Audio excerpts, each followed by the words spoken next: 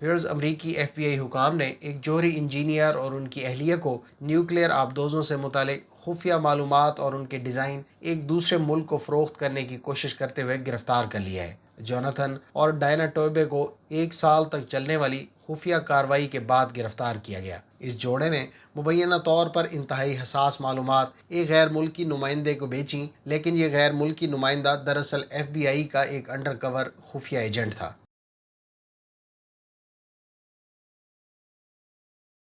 امریکی محکمہ انصاف کی طرف سے جاری ایک بیان میں کہا گیا ہے کہ اس جوڑے پر الزام ہے کہ اس نے ہمارے جوہری آبدوزوں کے ڈیزائن سے متعلق معلومات ایک دوسرے ملک کو منتقل کرنے کا منصوبہ بنایا تھا۔ اس بیان میں مزید کہا گیا ہے کہ ٹوئبے بحریہ کے محکمے میں ملازم ہیں، جہاں وہ نیوکلیئر پروپلشن پروگرام میں انجینئر کے طور پر خدمات انجام دے رہے تھے۔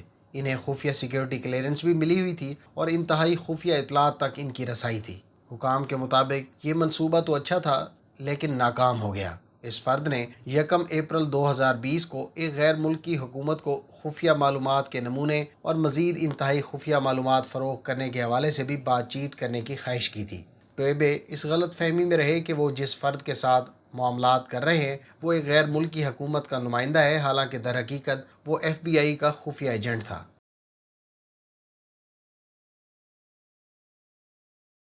امریکی محکمہ انصاف نے بتایا ہے کہ اس طرح کے ایک لین دین کے دوران ٹوئبے نے حساس معلومات کو ایک میموری کارڈ میں منتقل کر کے اسے ایک سینڈوچ کے بیچ میں رکھ کر ایک مقام پر رکھ دیا تھا تاکہ جس شخص کے ساتھ اس کا معاملہ طے ہوا ہے وہ اسے وہاں سے اٹھا لے۔